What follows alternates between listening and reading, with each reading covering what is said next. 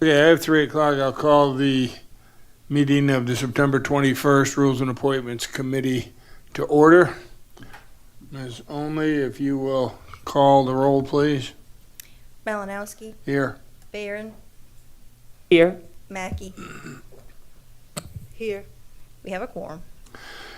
Next is number 2, approval of the minutes. So moved. Second. Second, motion and a second. Any discussion on the minutes from September 14th, 2021? Hearing none, Ms. Only? Malinowski, Yes. Barron, Yes. Mackey. Yes. Adoption of the agenda, Ms. Only, are there any changes, additions, deletions? Yes, sir.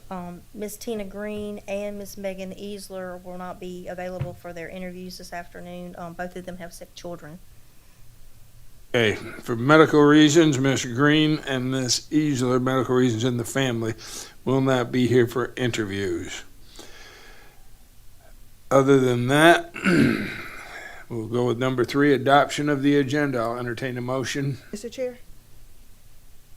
What?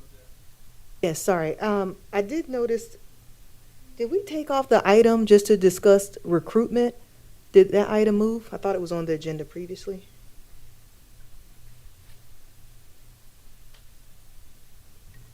It's 6A. Okay, thank you.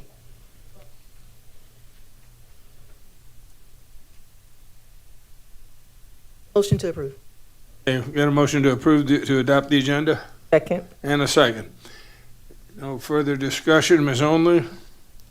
Malinowski, Yes. Barron, Yes. Mackey. Yes. Motion passes. Interviews. We are down to, it would be item 4B2 for the Employee Grievance Committee. William S. Ryan. Is Mr. Ryan scheduled for what time?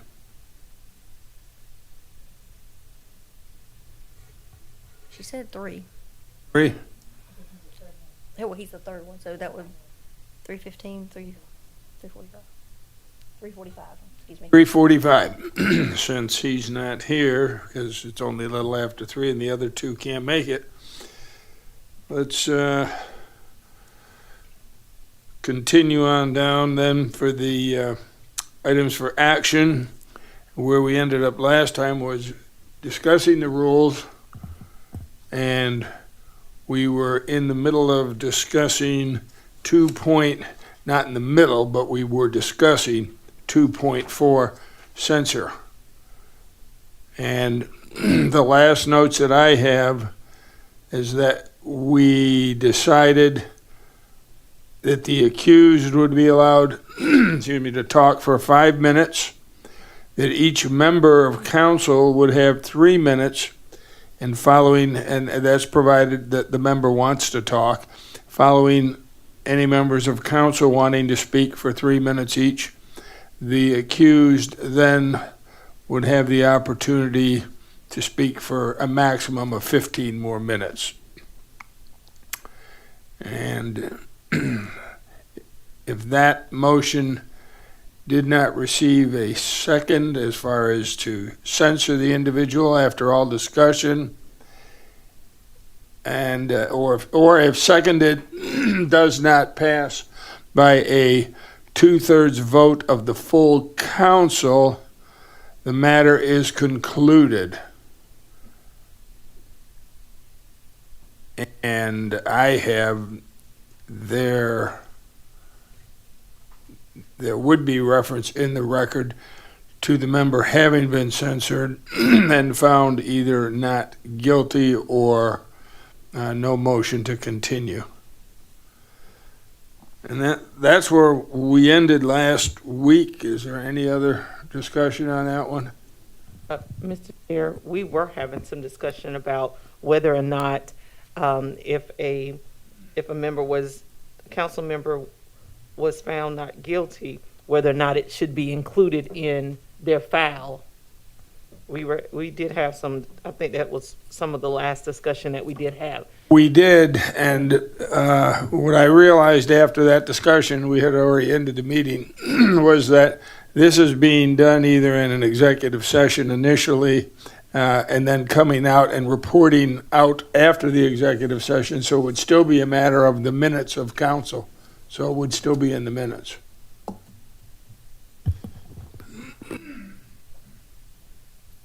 I don't know as far as it being put in the individuals. I mean, I don't even know that, are there any personnel files for council members? I don't think there are as such, other than we're elected officials on the payroll. Head shaking no. So if there are no personnel files, then I don't know where it would go anyway. So I think it would just stand in the minutes as to what took place.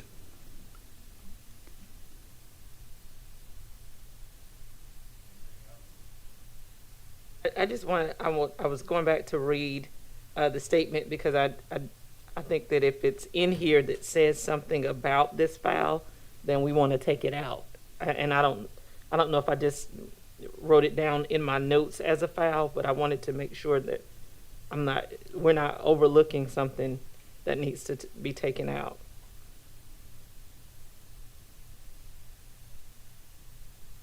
Basically says the matter is concluded and there should be no reference in the record to the member having been censored.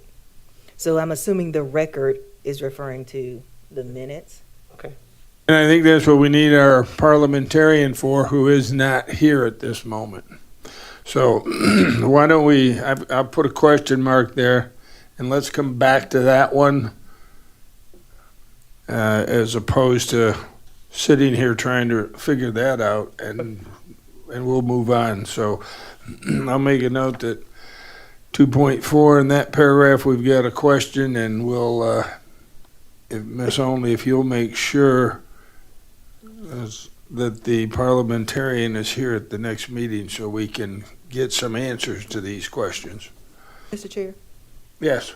just do you know, and if not, maybe this is a question for the parliamentarian as well, but do you know when this topic came up previously, were there any other courses of action that were researched or presented outside of censorship? No, there was nothing. Okay. This came about because of some actions that some felt were inappropriate along the way. So it was suggested that some type of a rule be put in relating to censor. And this is where we are now. There's never been one in place. And so we're just trying to work through it and figure out, do we do it or don't we do it? Okay. I would like to see, and I'll ask the parliamentarian if there are other options beside that. Thank you. I'm just going to go through here.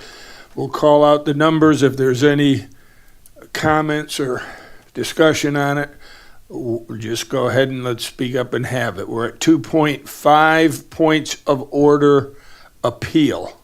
You can see that whole first section was crossed out, and we now have an A and a B in there. The only comment I have is under A, the second line up from the bottom, where it says point genuinely requires attention.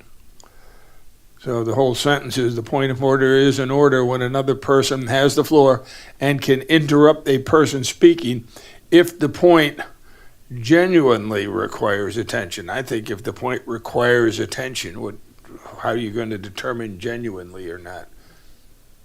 I think it's a descriptive word that doesn't need to be there, so I'd like to see genuinely struck through.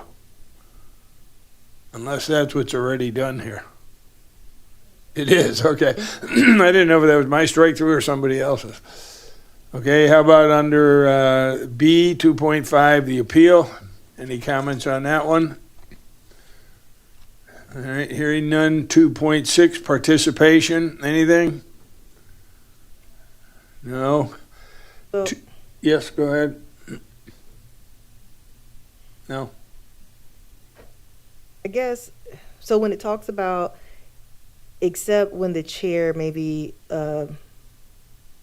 personally or pecuniarily interested. So is that saying that they are submitting a recusal? Is that what that means? There's only, do you have one where it shows the crossed out version on 2.6? Yeah, There's so a- it starts after, okay, got it. The chair shall vote in all cases except when the chair may be personally or pecuniarily interested. And of course, that means money. If they have a financial interest. And so I'm saying in this case, we would know that because they would have submitted the recusal form. Is that correct? Or how would you know that? They would do it right, they could do it right then. They would do They it could right. do it right then and say, I recuse myself because I've got a financial interest, right? What we're trying to show here is that the chair is mandated to vote. There are some places where a chair does not vote, like except in a tiebreaker or something. So they're saying that the chair will vote in all cases except for those two items. 2.7, election. Nothing there. If there's nothing there, You just changed it to say, or special call. So what's in red is the only proposed change. We're just changing to say regular or special call meeting. there shall be elected at the first regular or special call. Yes, and That's that's the only because change. a lot of times in January, it's not, it's the first meeting, but it's technically a special called meeting. Okay. Right, so that's what it's in there for. With our parliamentarian here, let me go back from 2.7 to 2.4, see if we can get this one finished before we continue. All right, now I think Ms. Mackey had some questions. We'll wait. Attorney McLean, we're on the rules, and we're at 2.4 of the rules, and it would be the, well, let's see, it would be the 1, 2, 3, the 4. Actually, the fifth paragraph, the last paragraph where it says at the conclusion, correct, Ms. Mackey? Yes. So if you would like to address your question to Attorney McLean, please. Yes, I think there were, I guess, two questions as it relates to kind of what happens with the record if they're found guilty, whatever you want to call it. And saying that the record in this case would be the minutes from the public meeting. What's your question? Would that be the record? Yeah, I mean, it's gonna be a public meeting, so that will be the record, unless you want to do something formal in the way of a censure if you, I don't know, find them guilty, there would just be a record via minutes. I'm not sure you need to do anything other than that, because it's very public. Yes, it is. And so I think following that, my question then was, and I think we stated last time you didn't necessarily write this, so I'm not sure if you have any other information, but are there other options that you've seen other councils do outside of this? This seems a bit much to me. So I was just wondering, is there anything other that you've seen happen?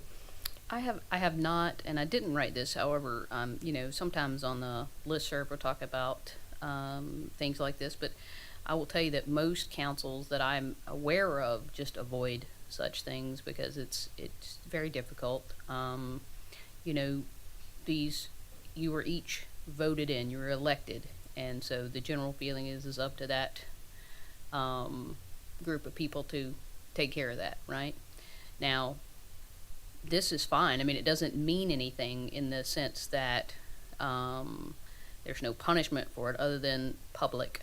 It's very public. So it is totally up to you whether you do something like this. I like we said before, I hope it wouldn't come up often, but I have seen times where the council wanted to do something publicly and had no real recourse via their rules. So I can look and see if there's anything maybe less formal, but once you get into a meeting, it's in any way you do it, it's very public. So, I mean, you can, and behind the scenes, you can always do whatever you want, right? So you could have, you could just talk as a group and decide how to approach an issue with a member and something that isn't quite so public. And, you know, I would avoid having a meeting about it. But beyond that, or I can look and see if anybody else. But all I've ever heard people say is they just avoid it. The councils avoid it because they don't want to get in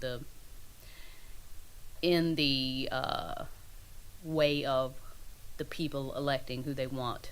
But there's always the people need to know what's going on behind the scenes sometimes. So you gotta kind of weigh those against each other. I have just a little bit of concern with it, and I think there is the language here, but I also think when you talk about what action deems appropriate to censor, and I think looking at this, there are no guidelines, and so everyone views things differently. I think it does go back to the voters and who put you in, not necessarily us making that decision. But And I can look and see if there's any county or municipality out there that I can find that actually has anything more specific, like things that would rise to a level of, we're going to do this publicly. I mean, I think most of the time you're talking about maybe, you know, your simple issues you might deal with council members all the time are people that don't show up or people that don't ever vote when they're here or things like that you think are problematic but probably don't reach the level of censure. You know, censure would be council members maybe going behind your back and trying to do deals and things that you found out about. I mean, I think that's, you know, a level of maybe attention that the public, you might want the public to know about. I don't know, but I can look and see if I can find any other counties, municipalities in the state or outside the state that have any more specificity that might help us. But I mean, that's fine. You don't have to look. I think you've answered enough. I Okay. don't think it's necessary to have it, but thank you. You're welcome. Ms. Mackey, okay? Yes, sir. Okay. Let's go back over to 2.8, the vice chair. And it just tells about, I think we need to strike the word either in the first line. The vice chair shall be elected at the first regular or special called meeting. And serves continuously unless removed by a 2/3 vote. Something that's not in here, and it maybe should go with the vice chair, and that would be in the absence of the, well, it says the vice chair shall preside in the absence of the chair. Should we not have something that says in the absence of the chair and vice chair? Who will conduct the meetings? And the way it's worked in the past, it would be conducted based on the senior council member present. Is that fine with everyone to add that there, or would that go elsewhere? And we're talking about meetings right here, or who's presiding. So I would recommend we just throw a line in at the end that says, in the absence of the chair and vice chair, meetings will be conducted by the senior member of council in attendance. 2.9, signatures. Again, this is one that says that the chair signs and the vice chair is authorized to sign. What if they're both gone? Who's authorized to sign then?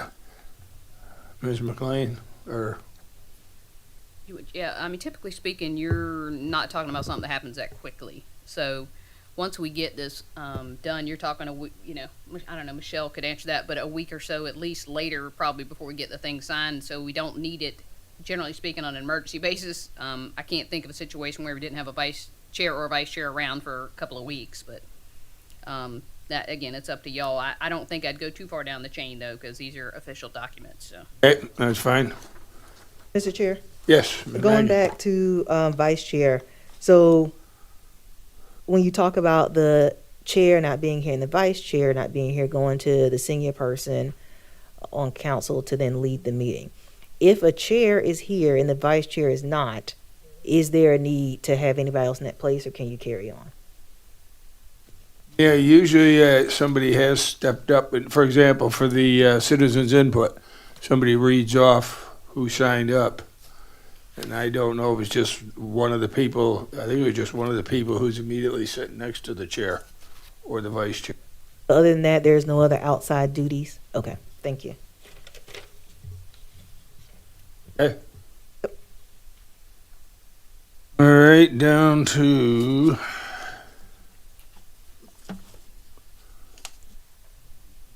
point 9. Rule Roman numeral 3.1, seating. At the first meeting in January after the election and seating of the chair and vice chair of council. Oh, I don't get why this is in here. Are elected as provided for in rules 2.7, 2.8 respectively, and immediately after such elections and seating of the chair. Seems to me that whole thing is sort of repetitious and shouldn't be in there. I would say that it should read at the first meeting in January after the election and seating of the chair and vice chair of council. Council members shall select their seats based first on seniority in years of continued service, and then in alphabetical order. Does it matter if it's first regularly scheduled or special called meeting after the election? First meeting in January. For consistency's sake, I agree with you, Ms. Mackey, we should have it what we stated before, at the first regular or special called meeting in January. Mr. Chair. Or we can eliminate regular and special called in the others and just say at the first meeting. That would make it shorter, wouldn't it? Yeah. Let's go back and do that. And on the other ones, just say at the first meeting in January.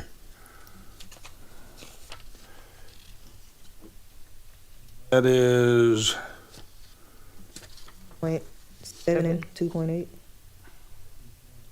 7, chair shall be elected at the first meeting of council. Right, and 2.8, be elected at the first meeting, council meeting. Mr. Chair, Yes? just a question, just for some historical information. Now, what's in red was at one point a recommendation of someone or a member, a council member? Ms. Only, go ahead. I believe the red language was the language that Mr. Farrar recommended. And then any recommendations that the committee made are in blue. Okay. 'Cause I wanted to be clear what we were doing, because it seems like what's in red now we're taking away. And I didn't know if we were kind of striking something that had been done previously from another body. But thank you. Yeah, that's right. It would have been a former attorney, Farrar, that did all the red stuff. And that was just based on him reviewing all these and thinking there was, I guess I'd say, a better way of saying it. Understood. Thank you. Okay, so number 3.2, any comments on that? 3.3, 3.4, 3.5, down to rule Roman numeral 4, 4.1, A, B, or C, or D.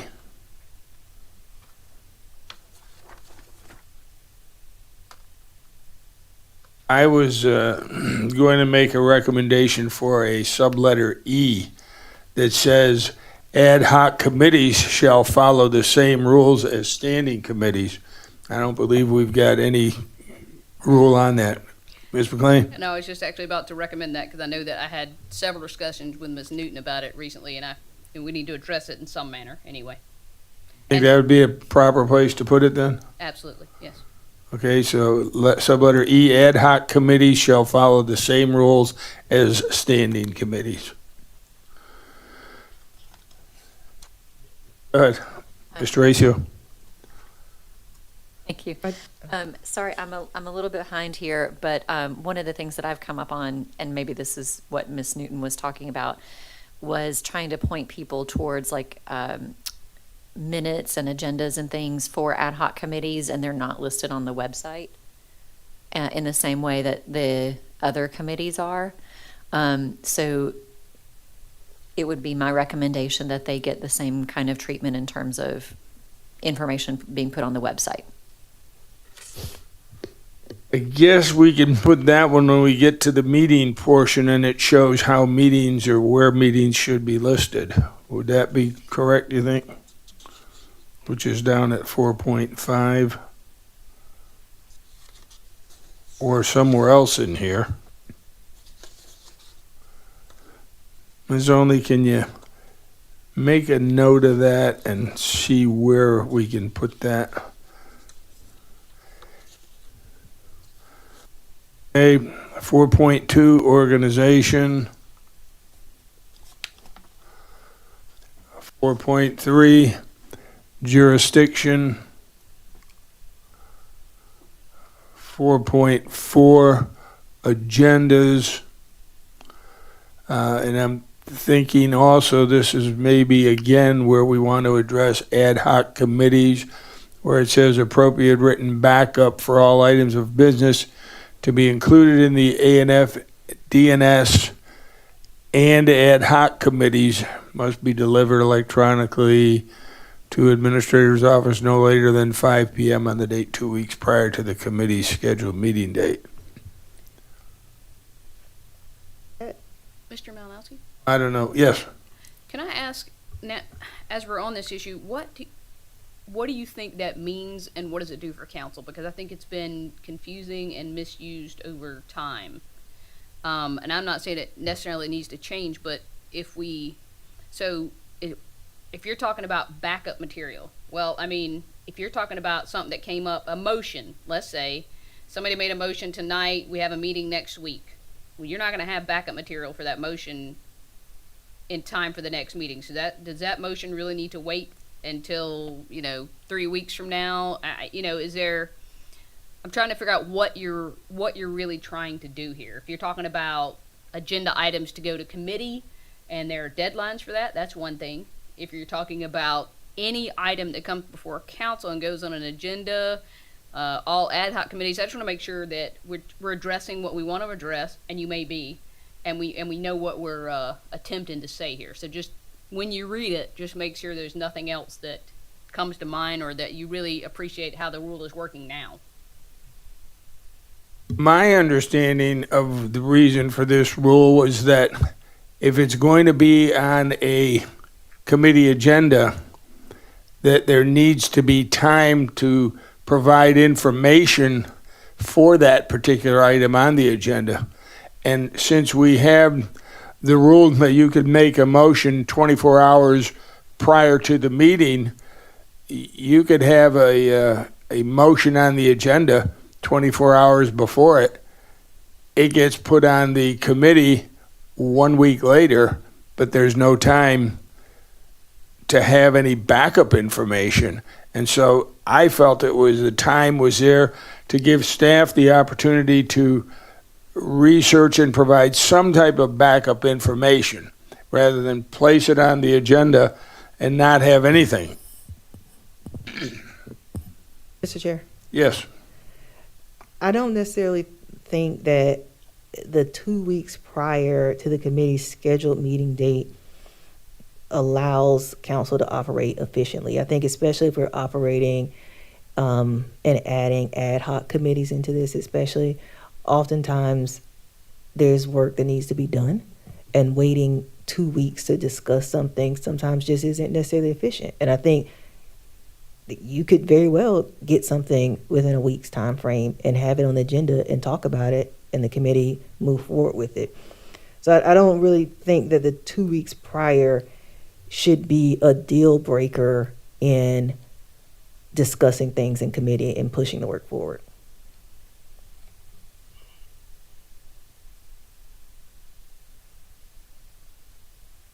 I mean, I hear you. I understand what you're saying. Any other comments, Miss Only? You're the one that's kind of on the receiving end of this. If the meetings are not back to back, it might be okay. But like this week, if we had a motion, the agenda deadline is tomorrow at 5. They're not gonna have time to get anything to me by 5 o'clock. So it would just be the verbiage from the motion, and there's not gonna be anything else there. I understand That's- that. That's where the problem comes in. I understand that. But I do think there are cases for some ad hoc committees that it needs to happen that quickly, and it will happen that quickly. For ad hocs, it might be able to be done, but Yes. for the standing committees, it's not. Well, I'm fine with not putting ad hoc committees in there. I just threw it in there because I thought we need to have something that controls the ad hoc committee agendas. We don't have to put that in here. That was just a Okay, I recommendation. definitely would like a separate section for ad hoc, and still would like to even reconsider how we look at committee meetings and how they're held. And 2 weeks is a very long time, depending on when a motion is made, and then you have to wait 2 more weeks, and then depending on when the meeting falls, it could be another month and a half before it gets on the agenda to be discussed. And to me, that just does not seem efficient, and that it should be able to happen. The way we have done it in the past, if the motion is made at the first meeting in the month, it does go on the agenda. Right. For the committees. But if it comes at the second meeting, then we don't have time to turn that information around. That's- Yeah, because the second meeting is, for the most part, according to our schedule, the third Tuesday, and then the standing committee meets the fourth Tuesday, so there is just that 1 week. Now, we can ask, there was Miss Ashia Myers that helped us and guided us with the changing of the scheduled, scheduling of agendas and meetings and all.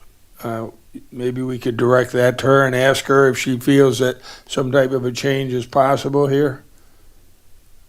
If you want to do that, you want to do that? I But definitely, let's hold that one in X and see what she has. Okay, let's do that one I then. think it's definitely warranted, you know, you, being a chair of an ad hoc committee, specifically to coronavirus, there are lots of things within the next couple of weeks, that if it has to wait 2 weeks, it's gonna bog down our process of really addressing some critical needs. So I would like for us to really look at to see specifically, yeah, we can pull out the ad hoc committees, but we still need rules for ad hoc committees. and Right, how so they would we function. got to get rules for ad hoc committees somewhere. We won't do it here, but based on what's being said, maybe that particular rule with these timeframes in here, maybe something as simple as unless time sensitive could handle it. So let's let's ask staff, and if Ms. Myers is the one to do that, if we could direct this topic to her for some input at our next meeting to discuss this, Ms. Only, okay? Okay, so we'll hold off on 4.4. 4.5, meetings.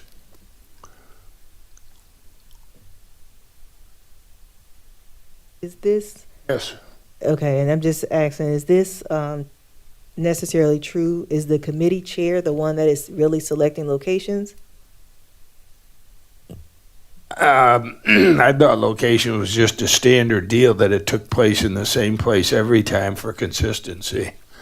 I think the only time that the committee chair would select a location, if you can't meet where you normally do, they get together with staff and try and determine where they can meet.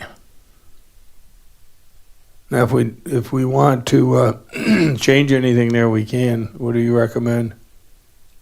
Well, if the committee chair is not the one actually setting the location, I don't think we need to say that. Right? We shall meet regularly. Well, how about in a location just so designated? Yeah. Is that okay? Yes. And then the no committee shall sit unless a quorum is present. They shall sit in those, I kind of thought that's just an automatic rule Rule. somewhere. Yeah. I just didn't know, did we need to state it again? But- Yeah, do we need to state that again, do you think? I'm seeing a head shaking no from the attorney, so let's strike that line. No committee shall sit in those quorum as present. We all know that. What else? Council members shall be allowed under any circumstance to vote by proxy. Can you tell me what that means? Yeah, that you can't give me a piece of paper that says I authorize Bill Malinowski to vote no on number 14A.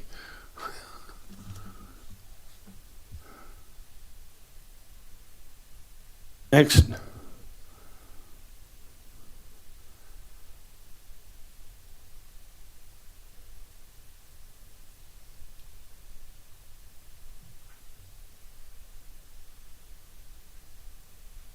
Is there a little bit of question being raised on this one when it says members of the public may address a committee with the permission of the committee chair and with the consent of the committee?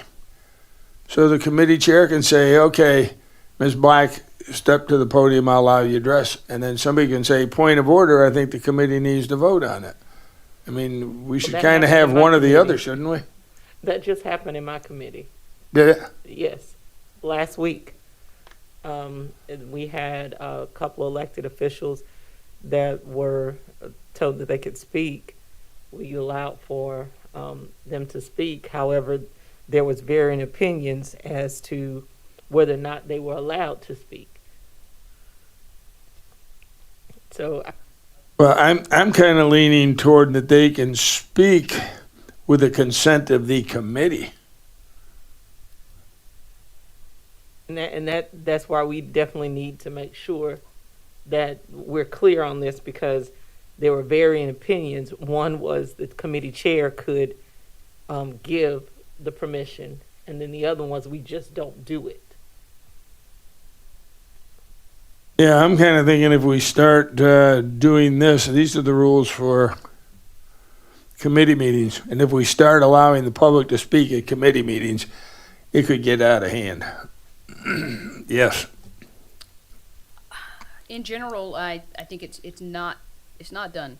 However, there are times when you probably are going to want to ask a member of the public, meaning somebody who has some information on this item, a question, and you don't want to totally make that, not allowed. I don't think, because it'll be a developer, it'll be somebody who's really just trying to do something. You just need information, and so perhaps you could say something different, only at the request of, or so That's the you exact words I was going to write down. At the Yeah. request of the committee.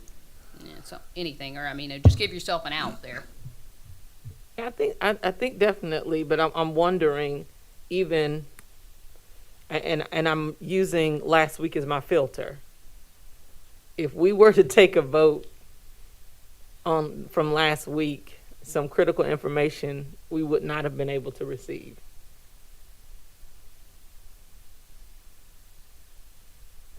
You would not have been able to what? We would not have been able to receive some critical information if we had taken a vote as to who could speak, or if they could speak. We would not have received some of the information that we received, because the vote would not have passed. And so I think that having the committee's input is important. But if the committee chair feels as though this information is pertinent, I don't know that we want to. I personally think that taking a vote to the committee might be a bit much. That's one case, but if it's that important and the information's not there and the vote decides, no, we don't want to have anybody address the committee, at that point, I would think he could defer the item to the next meeting and say, okay, let's get this individual's information, bring it back at the next meeting. But I just, at the committee level, at any level, it's kind of, I don't know, it's kind of making it autonomous to let one person make the decision when you've got 4 or 5 other people there. Understood. So I mean, I kind of like the recommended language, which would be similar to that members of the public may address a committee at the request and consent of the committee.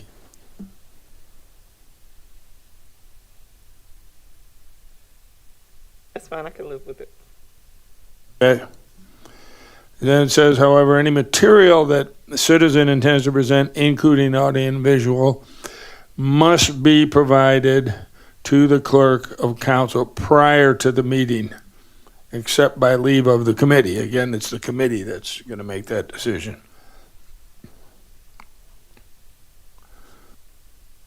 We don't have in here electronic participation. Where was that previously?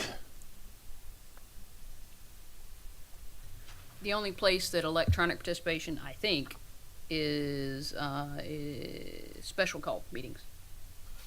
That's the only time it comes up as far as I know. I just made that comment here because of the meetings, but do we need to say that no electronic participation is allowed at regularly called meetings? No, we don't need to say that.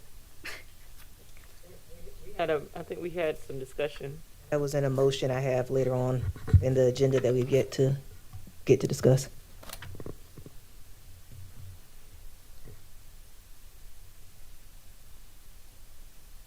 We're talking about, what do you call it here, committees. So at this point, can we say electronic participation shall follow the same rules as council?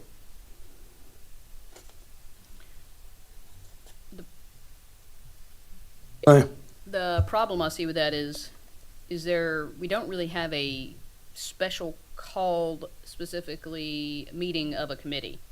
Committees are oftentimes special called. They're not Okay. necessarily scheduled for a certain time, so that's going to be difficult. You might Right. make a rule for committees, but I don't know that it's just the same.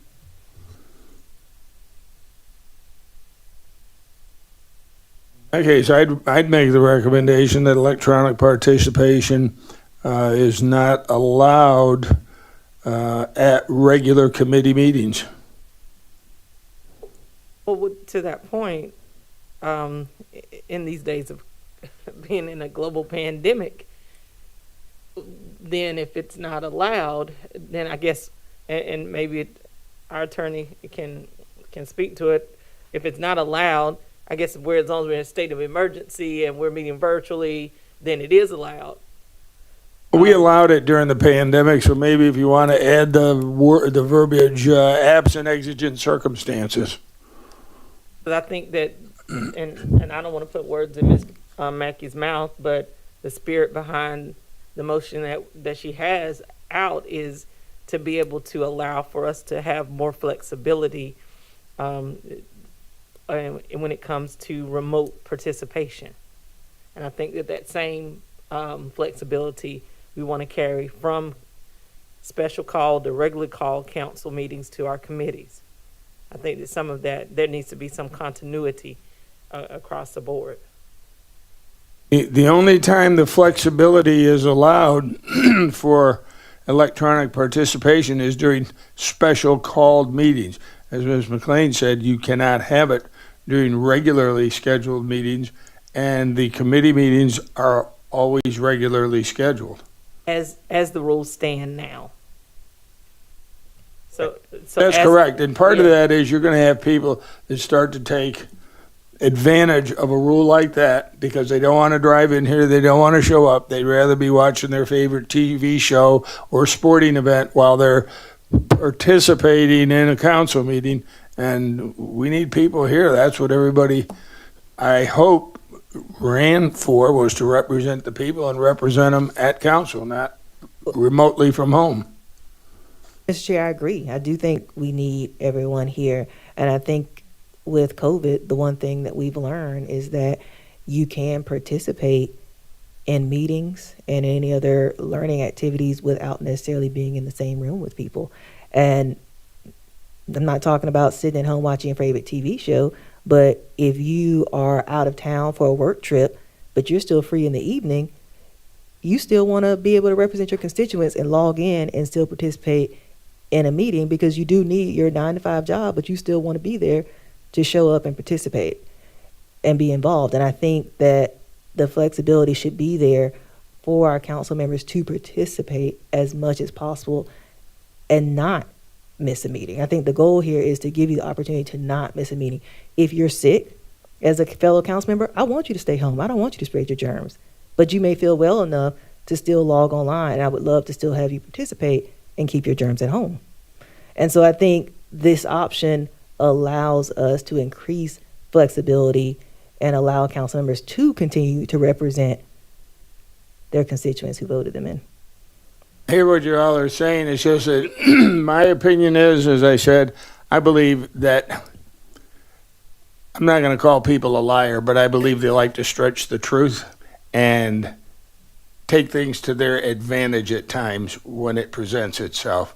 I mean, I see it right here now when people, and maybe not since y'all have been here, but people get up and leave at a particular time because they've got a community meeting. Excuse me, you signed up to be here for this, and you need to advise your community people that I can't make it on these Tuesdays. You need to change that meeting. I've told my people that.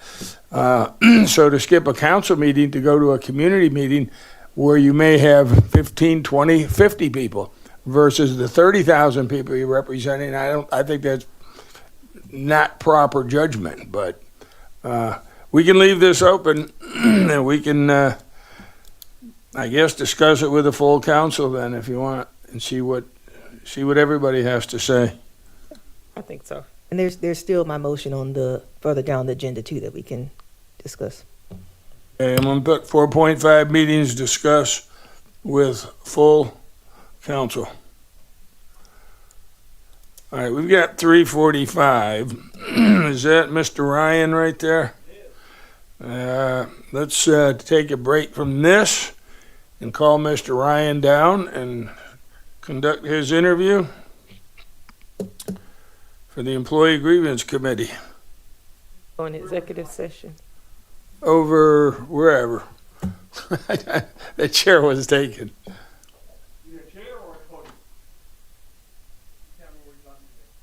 Podium.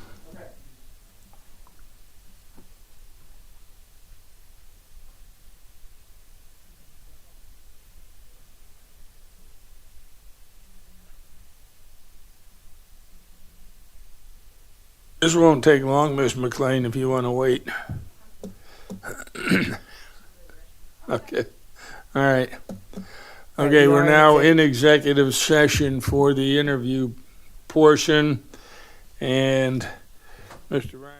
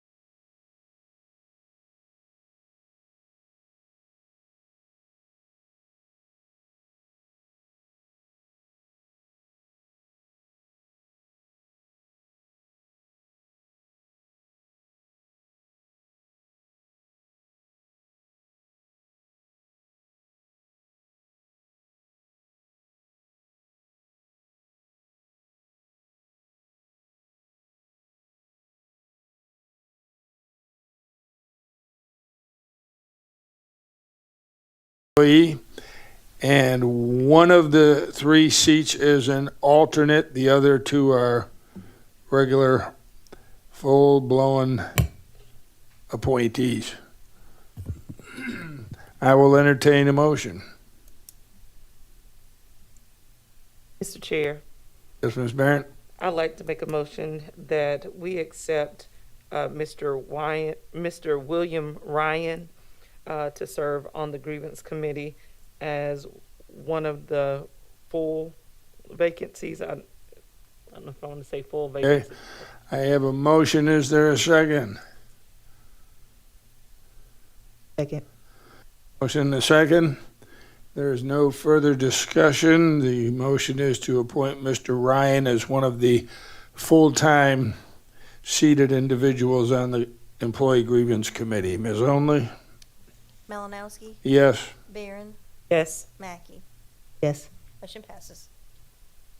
Mr. Chair, Yes. can I make a motion that we re-advertise the remaining vacancies? At this point, let's see, we've got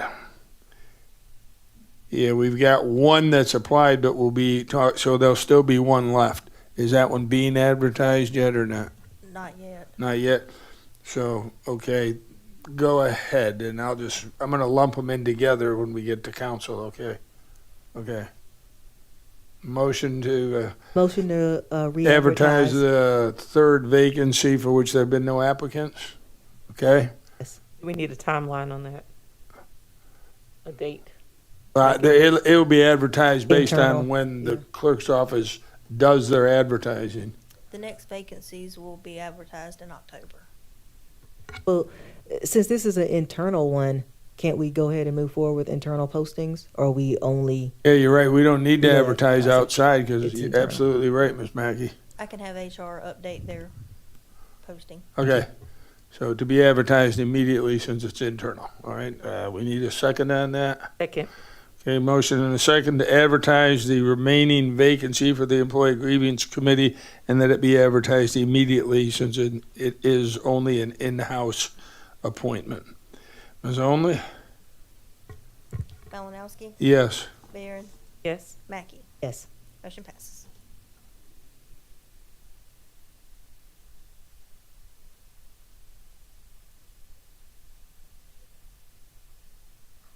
All right, 4.5 meetings, we're going to discuss that with the full council, get some input there. 4.6 legislative action. Anything there?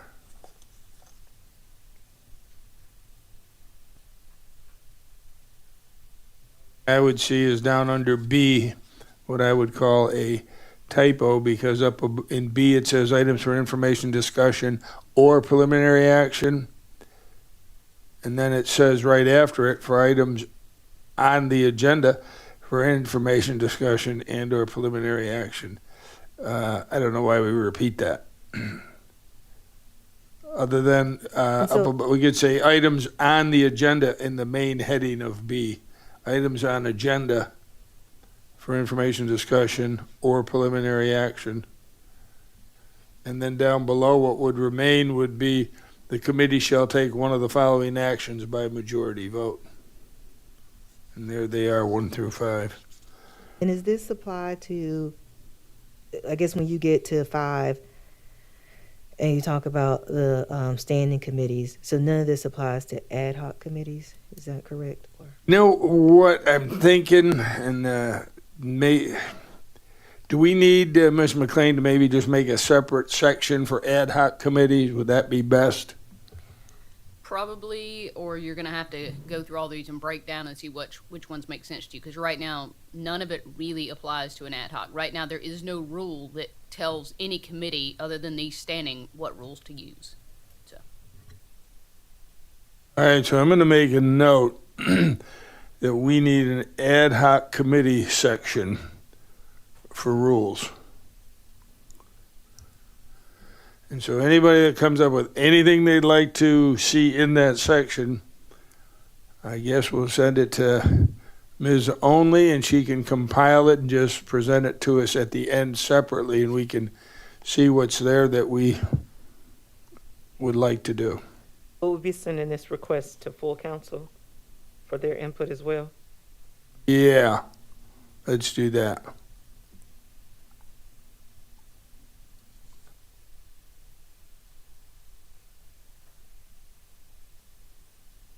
Four point seven, reports.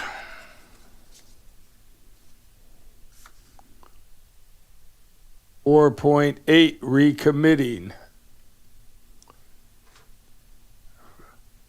4.9, budget work sessions.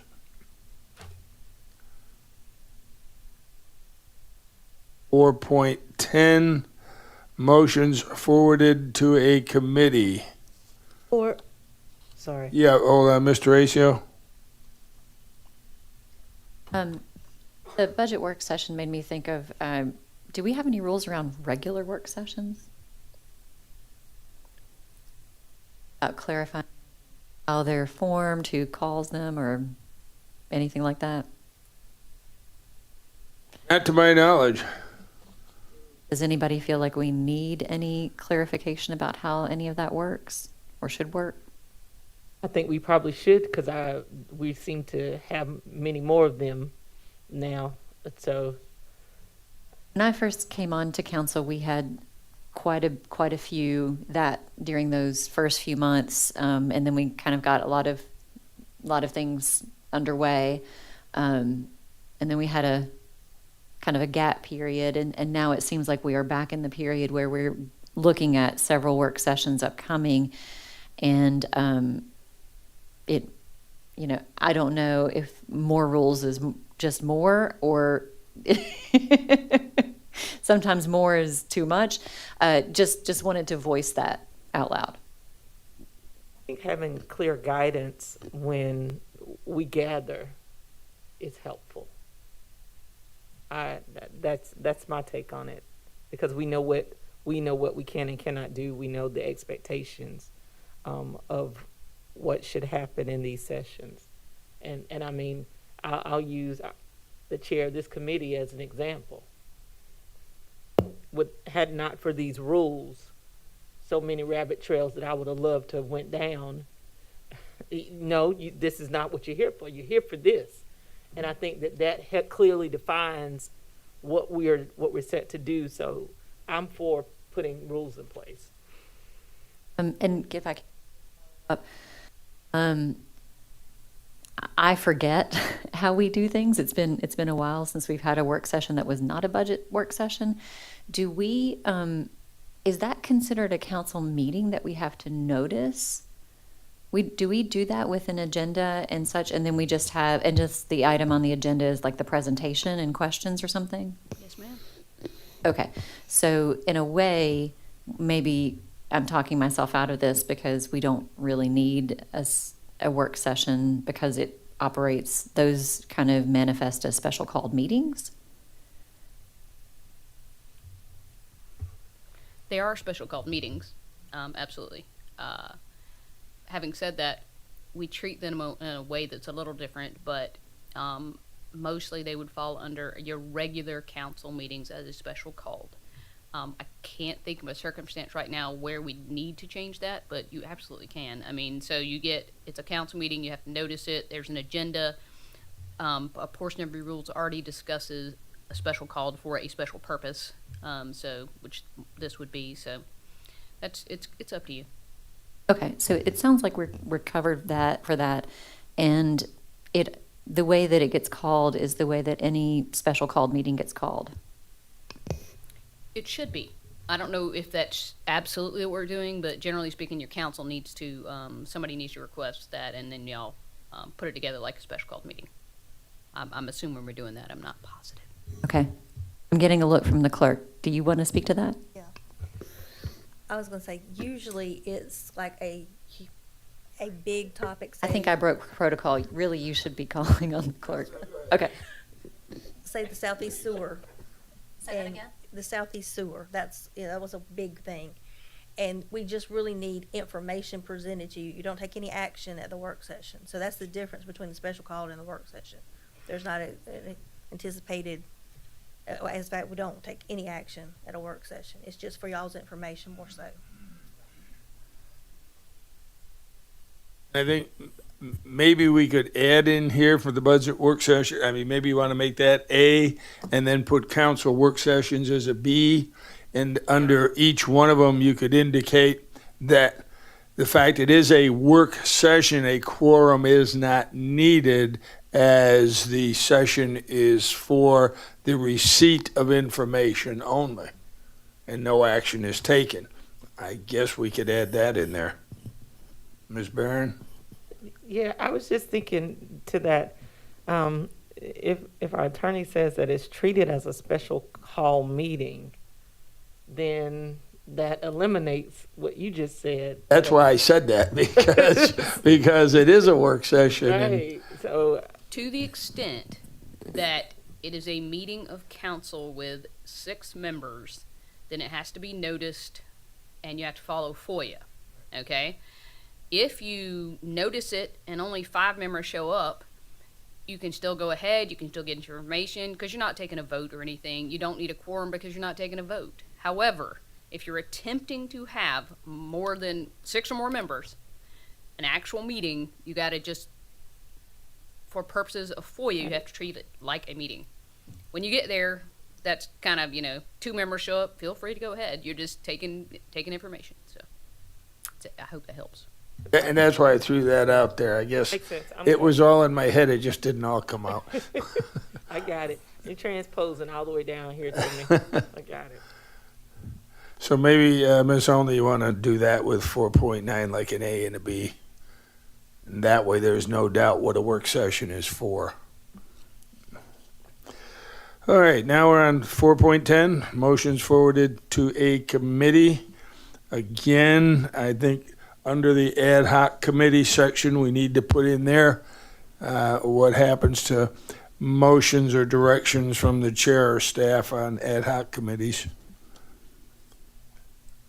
From there, we'll go to Rule 5, Legislative Action, 5.1, Emergency Ordinances.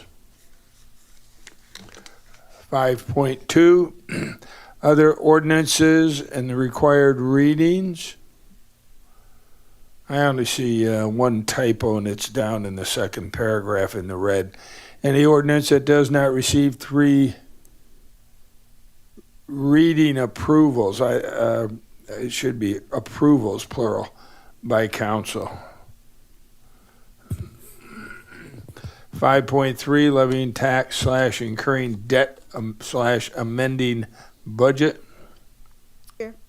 Yes? I'm sorry. For 5.2, can I go back and just Yeah. ask the attorney a question? So the language in red, any ordinance that does not receive 3 reading approvals by council may not be reintroduced for 12 months from the date the minutes reflected its denial. Is that any type of state statute, or is that something that we ourselves have just decided? It's just a council rule. Got it. So it's just something that council has decided.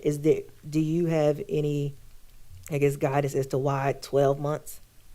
No, I would imagine that's just to stop a council member from bringing the issue up every 2 months when it gets voted down. So to give there some time for circumstances to change or something before you do a vote on the same thing. And it could be something as simple as a zoning public hearing. An ordinance doesn't pass for an approval. So the person wants to bring it back. Every month we'll be seeing the same thing. And then it only counts if you're talking about the exact same issue. Yeah. If you've changed something, it can come back. Okay, Ms. Mackey? Yes, thank you. Okay. 5.4, public hearings. You can see that one. 5.5, second reading. What? Sorry, Mr. Chair. Yep, go ahead. Okay, so 5.3, an amendment to the budget shall require at least a majority plus 1 vote.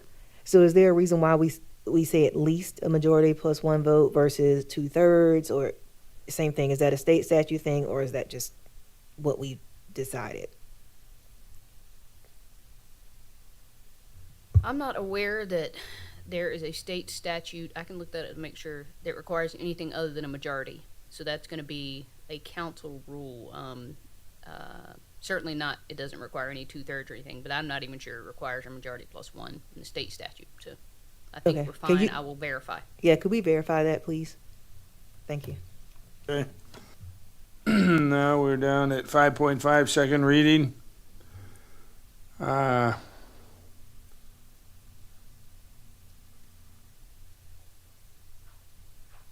made a note here. I don't know if it's from somebody that gave it to me, where it says, upon second reading of an ordinance, the ordinance shall be placed on council's agenda for third reading at its next meeting or at other time as scheduled by council. And I made a note, 5.2.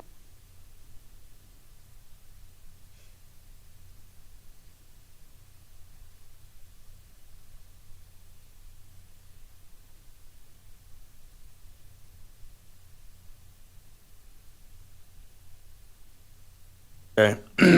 5.2 is a little more specific because the way this is worded, it says shall be placed on council's agenda for third reading at its next meeting.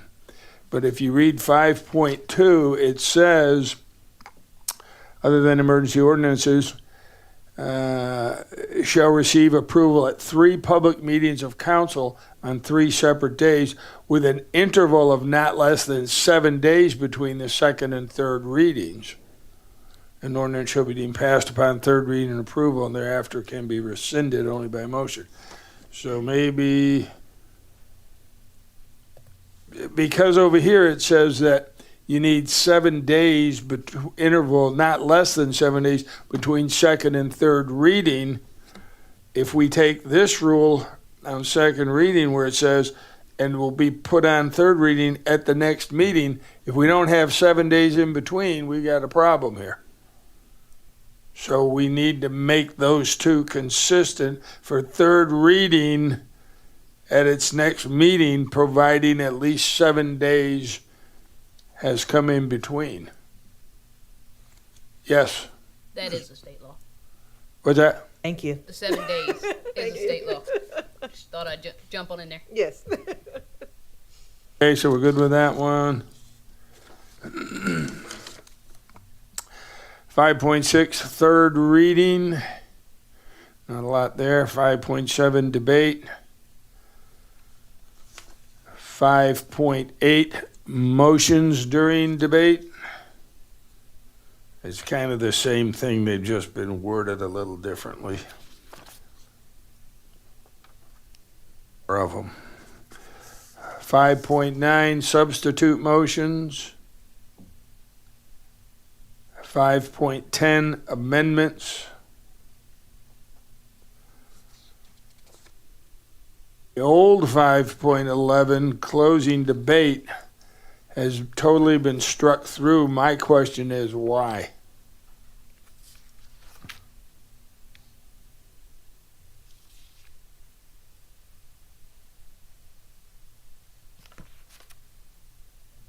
And that's directed to you. Yeah, as I didn't draft this, I really have no idea other than I'm assuming it must be covered in another rule or we attempted to cover it in another rule, but I could be wrong.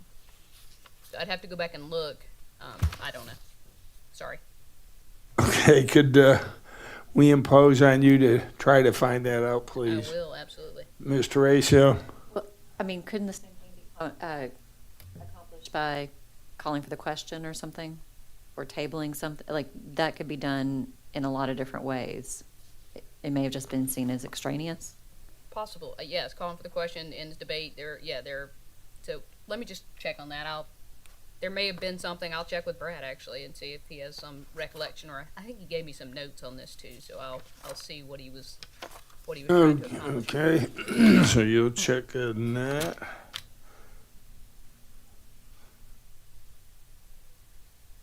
.11, withdrawing motions. 5.12, privileged motions. 5.13, Non-debatable motions. I've got the same question here. Why was that one eliminated? I guess if you could find that one out too, please. Sure. Unless you know the answer right now. I do not. 514, suspending motions.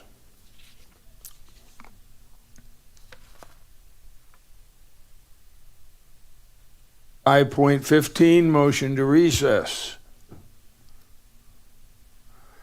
516, motion to strike.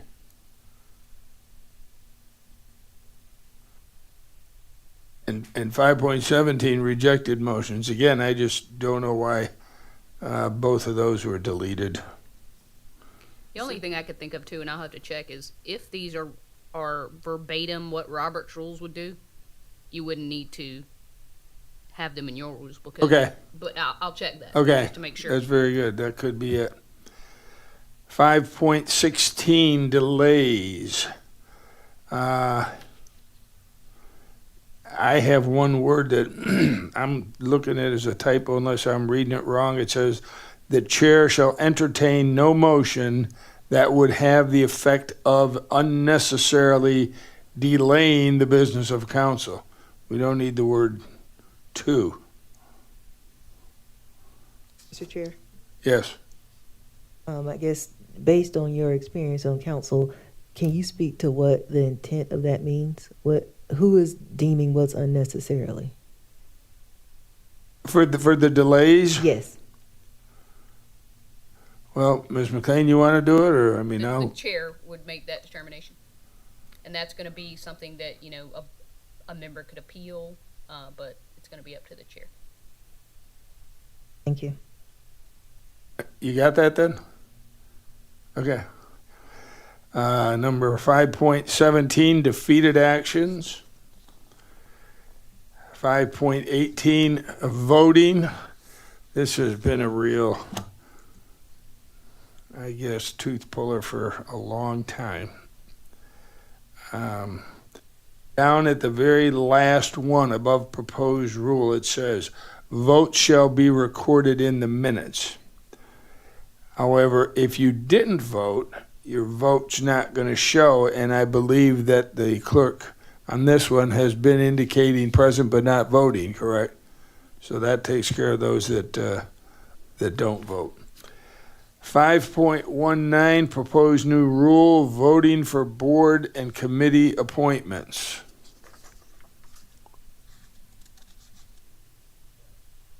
Real long one, I don't have any comments on it. So this is the first time that I noticed we reference Robert's Rules of Order in our actual rules, where we don't necessarily reference it somewhere else. Yeah, I think we need to put that in the very beginning, don't we, Miss McLean? That You do, actually. I thought it somewhere. was Where, did somewhere. I miss it? The very beginning of your rules as they exist right now, I think at the beginning, it says if no rules. There it is, council 1.2. Yeah, Oh, okay. Yeah. So do we need to state it again? Is there, I guess, we're just calling out the section for reference? I'm assuming that's what, voting for board and committee, correct. Just calling out the section, but, again, it's not necessary to say that, you could just cite the rule verbatim, any way you wanna do it.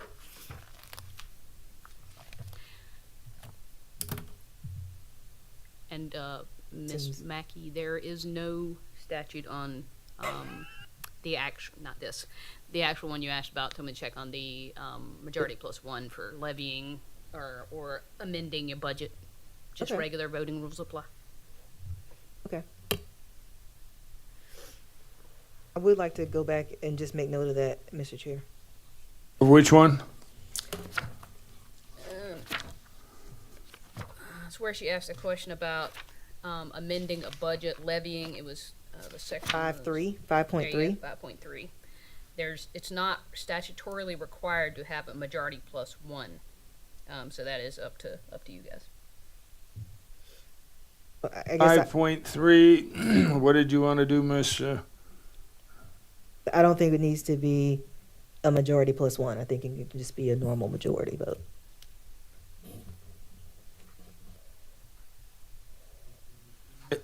Omit the last sentence? Right. Okay.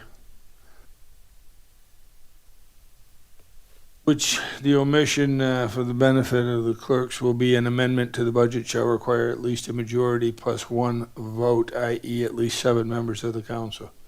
And you have no idea why that was put in then? I don't have any idea why it was there.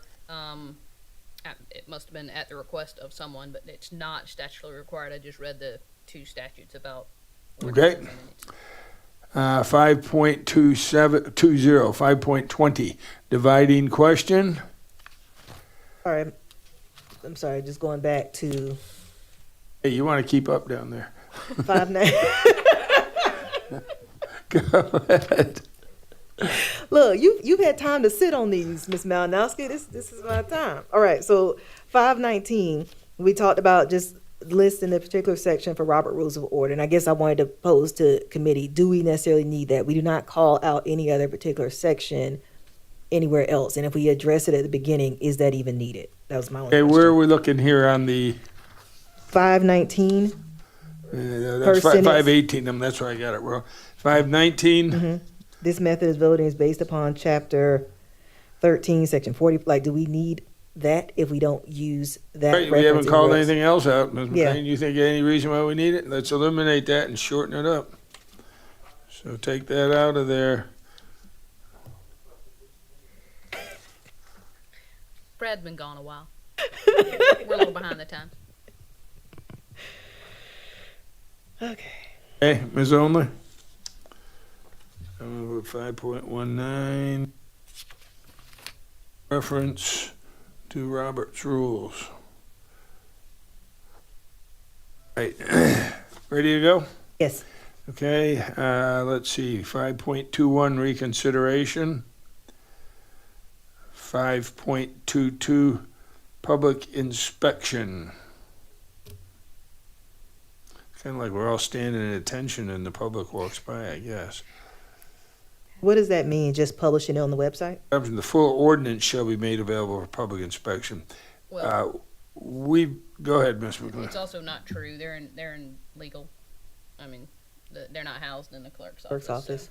But Do we this need this that? actually this language comes from county ordinance somewhere, which says the clerks, that'll be part of the clerk's job, but it's never been done since. Never has been, and I brought that up Yeah. when we were advertising for the clerk position.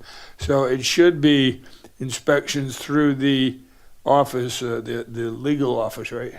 Correct. So if we make that change to the legal office.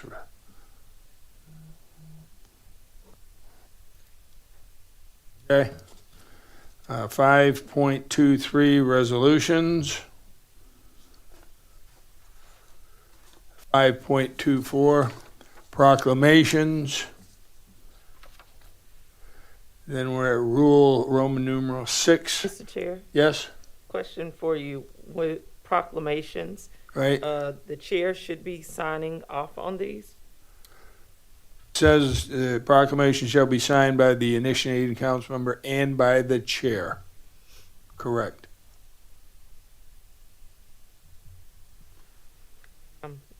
Not remember. Anna? Yours haven't been signed off on by the chair?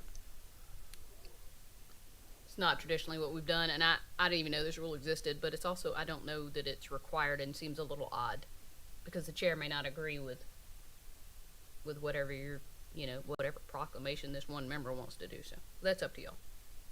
Do you think we should end it with the proclamation shall be signed by the initiating council member, period? Yeah. Okay. I got it.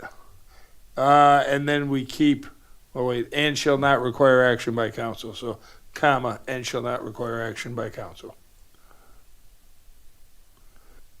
Okay. 6.1, suspensions / amendments.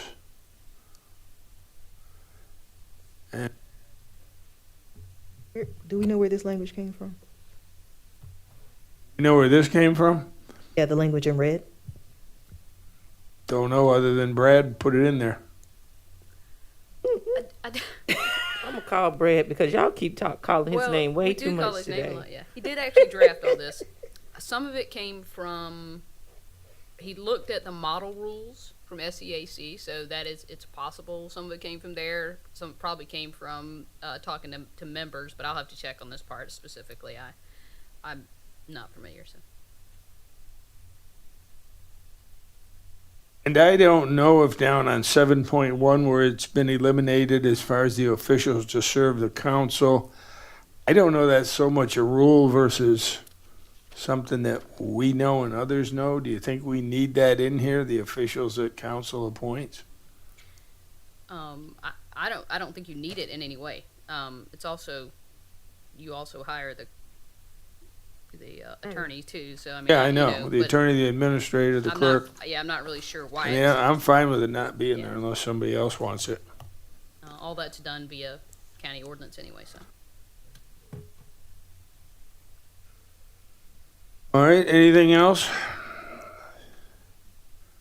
Well, pending responses from the attorney's office on those couple items as to why they were eliminated, which was 5.11, 5.13, 5.16, and 5.17.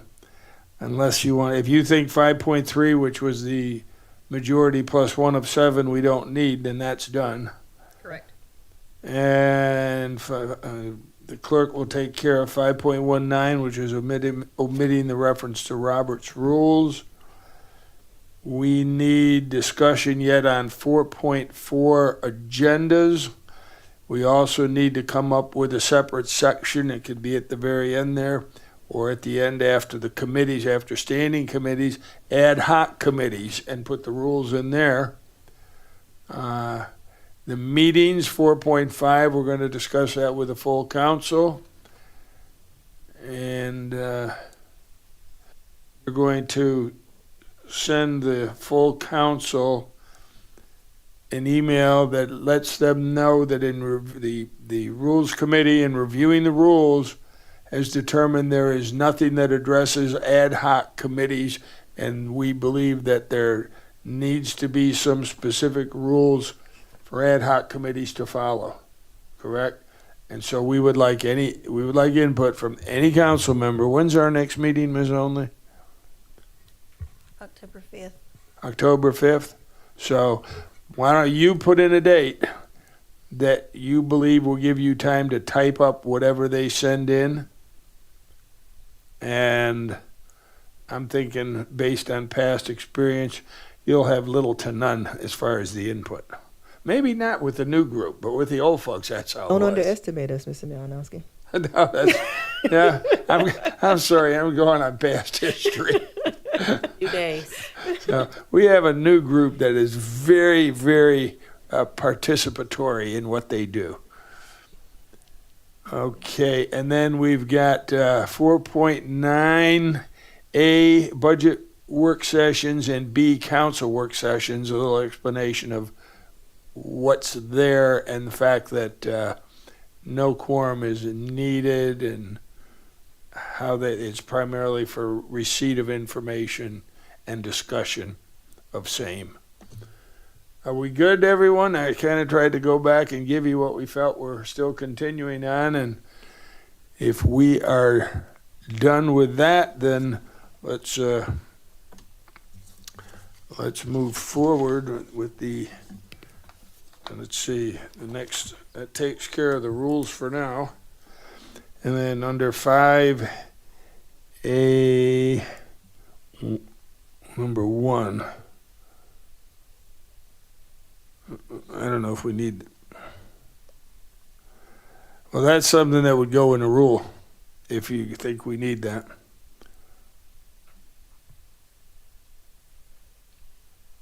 All those are part of these rules, aren't they? Yeah, All I right, see, some because form that's of where Miss fashion. Mackey's is, that she Yeah. talked about. Yeah. Okay, well, let's discuss those now, since we're still on rules, and see if these are items that we should be putting in and possibly where to put them in. A1 is, once county approves an action, no council members to individually go to staff member in an effort to accomplish or change something that was not in the approved information or action by council. I previously stated why I put that in there, because somebody didn't like, say, what was provided at a work session or provided in an agenda as to what staff felt was the best way to handle something, and then it got approved for a first reading, we'll say. Next thing you know, I'm hearing, well, council member so-and-so came in here and wanted us to change this. I just don't believe that that should be the case. If it's approved by the full council, then it needs to stay at the full council. And if a member doesn't like the way it was approved or wants to change it, that's their option to do at the full council, not behind the scenes. Then we had number 2, all county employees presenting to county council during an official council meeting, and they list all of them, held in Zoom, have a live camera running during their actual verbal input. I can see the benefit of that. How many times did we see Public Works and there's 6 people sitting there, we don't know who's really talking? I don't have a problem with putting that in the rules. Well, I think the comment came up before that based upon some employees' computers, they don't have a camera, is what I've heard. So I don't know if all equipment has been updated to make that possible. Okay. How do we work that? Would you say? I think she's exactly right. If I didn't have, well, when I didn't have my laptop, which was up to like 4 months ago, I had no way via my computer to log into any of these things. I just had, I could do it on the phone, but not via my computer at all. So I'm assuming. Well, you're right. And then there's, as you say, somebody could be calling in on the phone, and that happened to me once. The power was out, and I went out to my vehicle and plugged the phone in, and I did it there. I'm not going to be on a screen, it's probably pretty common. Yeah. At the county. I think it'd be, I think it's nice that staff is on camera. However, I don't think it should be a required rule. But I do think, professionalism states that it would be nice that you, show your face when presenting and talking to council. But based upon the equipment that we provided staff, I don't think we can require it. Well, do we want to scratch this whole thing or maybe add have a live camera running during their actual verbal input when possible? When possible. Okay. When possible. Number 3, move to amend council rules related to virtual and phone call meeting attendance and have this motion included. Okay. Mr. Chair? Yes. I'm sorry. Can I go back to number 2? Yeah. So is there anywhere else in our rules where we have rules for county employees? I don't believe so. I can't recall any. And so I guess that would be my concern. Is this necessarily something that needs to be in our rules document? Our rules document, I thought, should be to govern ourselves, not to govern county employees. Maybe we need to change it that under the meeting requirements that anyone presenting to county council, because that could be somebody from the detention center or sheriff's department. So why don't we do that? Move that anyone presenting. Well, even to that point, sir, there are several of us that don't have our cameras on. Well, that's what we said when possible. No. So, but we're specifically. Oh, I see what you mean. Yeah, because I usually county click mine on employees. when I'm going to talk, but. Yeah. So if we're asking county employees to have a live camera, I sure would think that council members would have a live camera when they're speaking as well. Well, I think that would be covered when we say that anyone presenting to county will have a camera running when possible. Ms. McLean? Do we address Zoom anywhere else in the rules? Because I'm That not would even. Define it. That's coming Well, up. we don't even have a rule related to if you can use Zoom. Virtual so, meet- I mean, I know. not that I'm aware of. So it's been, part of this change in the world here. But if we intend to have that keep going, we might want to address how you can electronically participate as a public member, as a council member or staff or whatever. I know we're doing this kind of hybrid thing so that staff can be somewhere else and not be in the building, and that's fine. And maybe we don't want to address it in the rules. I don't know, but we'll have one rule says Zoom in it, and No, I think you're right. I mean, that's part of the motion that Yeah. we'll discuss on number 3. But yes, Okay, then I guess what we need to do is come up with a section on video conferencing, or what was it we had before? Electronic participation. yes. It would have to be in there, a section on electronic participation. So that's one I guess we'll throw out there with the 4.5. It would be under 4.5 somewhere, which were meetings to discuss with the full council. All right, okay to move on then? All right, number 3, amend council rules related to virtual and phone call meeting attendance and have this, that goes with that one, right? Correct. Okay. So those two will have to get discussed separately then. B, this is going to be 5B, move to amend public nuisance ordinance to define public places / establishments to include restaurants, taverns, lodges, parking lots, and public places where children or students attend and or normally congregate. Says 53.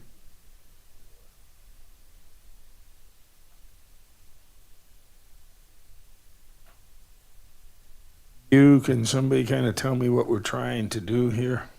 That's what we've been trying to decide. And Okay. I think we asked our attorney to give us some guidance, and that's what she did on 53. Right.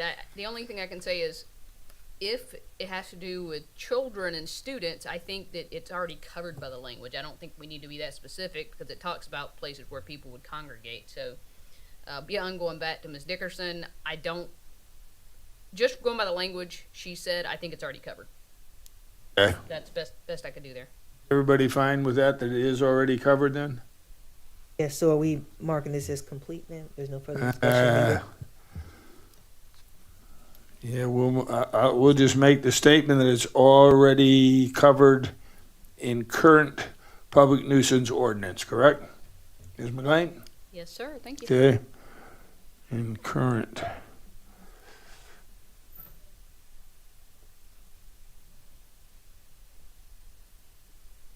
Okay, the next one, C. I move that if matters such as clerk to council search or compensation for interim clerk of council are to be a part of the employee evaluation oversight ad hoc committee, that the name of the ad hoc committee be changed to better reflect what would fall under the purview of its function, responsibility, and/or purpose. Well, I kind of thought all those things were employee evaluation and oversight, unless we put a slash in there and said employee evaluation, oversight, and hiring. I think the name is fine as it is. You think the name is fine? Yes. Anyone else think the name is fine? Name is fine, sir. Mr. Ratio? Okay, I'll go along with everyone. The name is fine. We'll just say that we feel the name reflects what the committee has been assigned to do, right? So let me take that's fine back just for a moment. Okay. And we just last week established some additional ad hoc committees. And if we change the name, then one of those ad hoc committees could easily fall under this purview. Because just to have ad hoc committees to address specific things, I understand that, but if we have a committee that's already addressing employment issues or employment things for us, then why not? This is just a matter of changing the name, and we can put it all under there and not even have to have this new committee that's getting ready to be formed.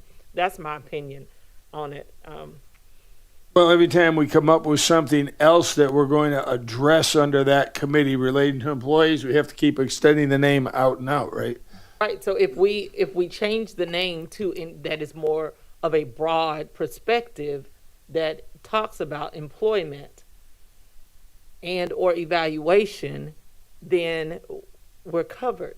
And we don't have to continue to create committees or continue to change the name. Okay, so Well- go ahead.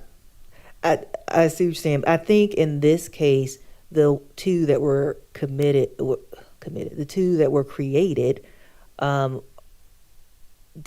think have a different need, especially the one that you're referring to, than what would necessarily fit under this ad hoc committee. So I do think it's separate in nature. I think if you combined it, I'm not sure that the intent to get the work done would happen as quickly as one would hope. What's the recommendation, just to leave it as it is? Yeah, and maybe I'll just, let's just leave it, and maybe I need some more clarification on what it is we're currently doing. Yeah, it would have been nice to have been given what the maker of the motion felt the name should be changed to. Okay, D, all county council contracts and agreements adopted by a majority vote of full council will require a majority vote of full council to amend and or change. Note, it's taken up as soon as possible and not be addressed with the overall council rules update. Well, this is as soon as possible, and it's not with the rules update. Ms. McLean, can you address what Mr. Livingston is trying to get done here? I'm not positive what Mr. Livingston's trying to get done here, but I will say that I tried to clarify what I thought he might mean. So, I think that's my language underneath there. On any matter to be addressed by council, that's not actually what I wrote, but it's close enough. On any matter to be addressed by council, a motion, whether explicit or implicit, to temporarily suspend any rule requiring a majority vote shall require unanimous consent of those members present. So I think the issue was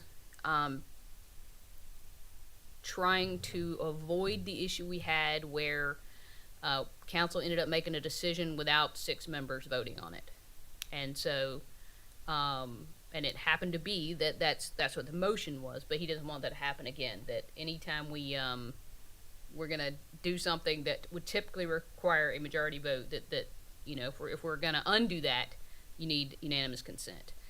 So I'm not sure my language is amazing, but if you got some, I even passed this around my office a couple times to see if anybody had anything that might be clearer. But what I'm trying to do here is, anytime you have anything before council and you want to temporarily suspend a rule that requires a majority vote, you're going to have all 11 of you, or all however many are present, to vote on it in the positive. So Can you share with us the vote you're referring to? Because I'm not sure that I... termination of an employee. Termination of an employee. You We didn't have 6 votes? no, you did not, because when your motion coming out of committee was I believe I the recall it. option like A, B, C, or D, and whichever one gets the most votes wins. Well, I think it might have been. I might have been recall 5 it votes. now. Yeah, that So it wasn't that was 6. actually my motion, and Correct. the way it was worded Right. was right, but he didn't hear it or understand that particular motion. Either way, I think we're trying to avoid, and I don't even know if you need a rule for it, but that was his concern. If you're going to do something that would typically require a majority vote, that you not be able to undo that without unanimous consent. And again, if we're going to do something that requires a majority vote, You can't undo that proposition that it requires a majority vote without unanimous consent of council. So you can't ever go under majority vote unless the whole council says that's fine. Like, okay, this will be, for this vote, we're going to split up and you can vote for A, B, and C. You're going to be very explicit.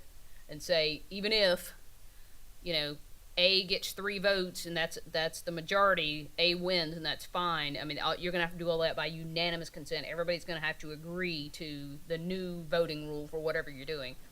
Like I said, I'm not sure my language does that. I was attempting to just throw something out there, get some feedback on it. I think I'm addressing what he wants. But if you have any other thoughts or if you think it's confusing, I don't mind changing it. I did run it by Chris in my office, who used to write statutes. He didn't come up with anything different, and so. But I'm glad to work on any language. I don't even know if I don't think I actually sent this to Mr. Livingston, so it just came to you guys. Yeah, I know where he's going with this, and I'd actually like to see something a little more specific as to language. I don't usually recommend it, but sometimes an example of what you're talking about is a good way to address something.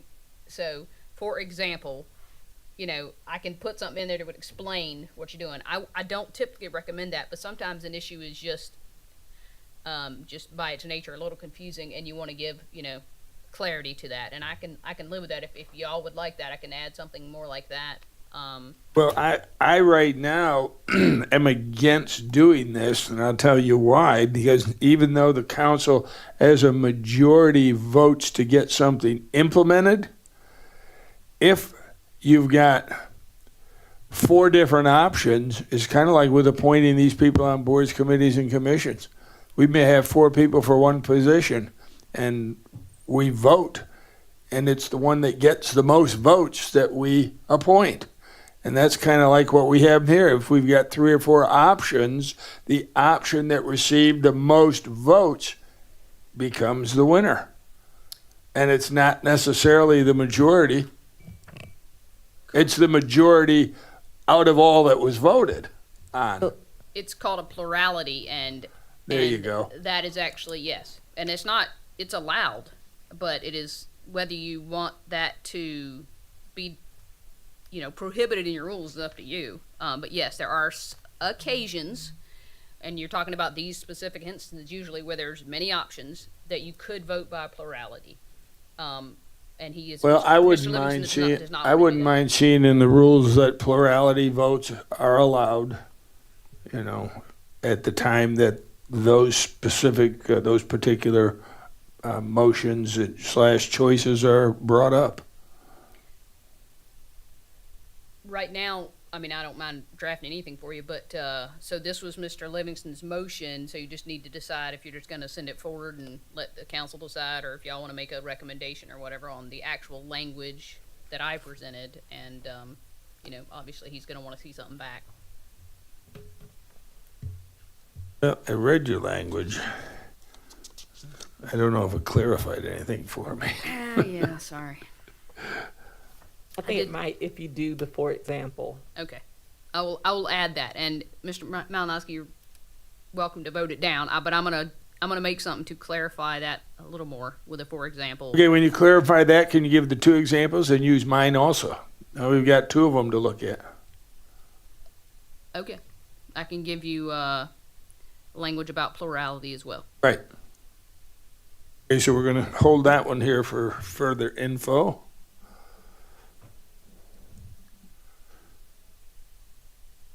Mr. Malinowski. Yes, ma'am. Could we go back to C, 5C?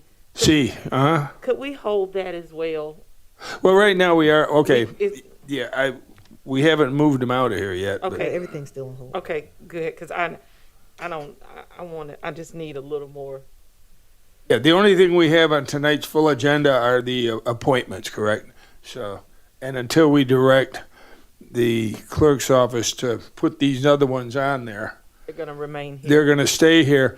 And we're going to have 1, 2, and 3 to be incorporated into council rules. So that's all part of the rules we're discussing. We're not at that point yet to put that out to full council. The next one, though, I would I just ask that B is the only one right now, that we move that to the next agenda to indicate that it's already covered in the current public nuisance ordinance. could we also, with C, get, clarity or clarification on the new committee to determine whether or not this is something that will support this name change or not? Yeah, I think it, well, I knew what you, I guess I feel like it's two separate things, but I understand what you're saying. I feel like it's two, two separate committees. well, and two separate conversations. So I think the motion here is, this motion is talking about changing it if it's related to hiring of the jobs, Right. which is not what the new committee is for. So that's what I'm saying. Like, I think it's two separate issues. Does that make sense? So if Yeah. you're talking about the hiring process and want to change it, that's what this motion is versus saying, okay, now tying in the new committee. I think that's a whole something different. Yeah, I hear you. I hear you. I guess I'm stuck at the name change part. So if we're gonna change a name, then considering all things that we have going on, then I would, maybe be more open to it. But I do understand the intent. I think we just need, I think we're good. We're keeping it where it is. We'll have I'm more fine. discussion. Yeah. I'm fine. But I'm Okay, still so- gonna get some clarity. All right, so do we want to send that one forward and indicate that the committee feels the name as it is covers what it should? No, I think we keep it here for a minute. Oh, we keep it here. Yeah, keep it here. Oh, okay. Keep it here for further discussion. Keep D here for further info. Keep 1, 2, and 3 here to combine with the council rules and ultimately or eventually send those to the full council. And we're also going to be asking about some other input from the full council. So right now, the way I see it, B is the only one to move forward for the next meeting that we report out that motion and an indication that the committee believes that this is already covered in our current ordinance. Correct? Correct. Okay. So I guess for the sake of being official, we'll take a motion on 5B. Motion to send to council for approval. Second. Motion to send to council for approval of, it's already there. You want me to read it? No, that's fine. Okay. No. And that's all we need on that one. And that can go in the next, well, it'd be what, the October meeting? Yes. Okay. We've got 7 minutes You want to call left. for the vote? Yeah, let's call for the vote. Good idea. Ms. Only, got a motion and a second. Malinowski. Yes. Barron. Yes. Mackey. Yes. Hey, testing you. All right. Now we're to items for discussion. 6A, boards, committees, and commissions. We've got less than 7 minutes left. And there's only, you redid some of these things, or Miss Black did, right? It was me. But the redo is just, I didn't see it as underlined, highlighted, different color. This is a totally different thing. It's nothing It's- like we. Oh, it was so different, so this is all new. Yes. So now I have to read out all that again. Okay. All right, I'm gonna compare it with the last group. Okay. Okay. And I guess, should we move that? We can move it to an action item. I don't know that we would get through it all. I think we could next time, and if we don't, we just indicate it was held in committee because we didn't complete it. Do y'all think you want to move that to an action item for next time? I'd say yes. Yes. And that's for B. Well, we got the recruitment section on 56, but the actual 61 to 80 are where all the different information is on each one of these groups. So for 6A, for the recruitment piece, is that what we're looking at on page 57? The schedule Yeah, that's a draft schedule. Okay, I definitely want to make sure then that we still talk about 6A for action and to vote on next time so that the clerk office has what they need to plan ahead. Okay, so we'll have 6A moving forward for action, and we'll have 6B, and I'll compare to all these other things that I made comments on and see if anything else pops up. And everyone else, of course, is welcome to read it and see if they'd like to have any changes, additions, or deletions to all these different board descriptions that are in front of us. Or questions requested, more info from some of them. Yes, Mr. Chair, Yes? may I make a request, kind of following under recruitment as well? Can we, now with the online application, I think is great. Can you find out from IT if they can record on here the date that it was received? Yes, ma'am. It shows up on my side, but it No. doesn't show up when we print it out. Yeah, if there is a way they could show that, that would be great. I think be useful. And then if we could also maybe see, when they did the tutorial for us, there was a kind of a homepage that had stats. So if there's any stats you could show us from that tool of what it's looking like, of, you know, how many we have in waiting, because folks' applications stay online for a year, even if they don't get submitted. So I think it's always good to see, you know, we might have 40 vacancies, but if we have, 30 applicants that are still on file that were good, we're still kind of in good standing. Thank you. Yes, ma'am. Anything else from the committee members or our guest, Ms. Teresa, or our attorney, Ms. McLean, or the clerks? If not, To adjourn. then we're over here at whatever it was. Number 7, page 6, adjournment. Motion to adjourn? Second. Motion and a second to adjourn. There's no additional discussion. Ms. Only? Malinowski? Yes. Barron? Yes. Mackey? Yes. All right. Thank you, everyone.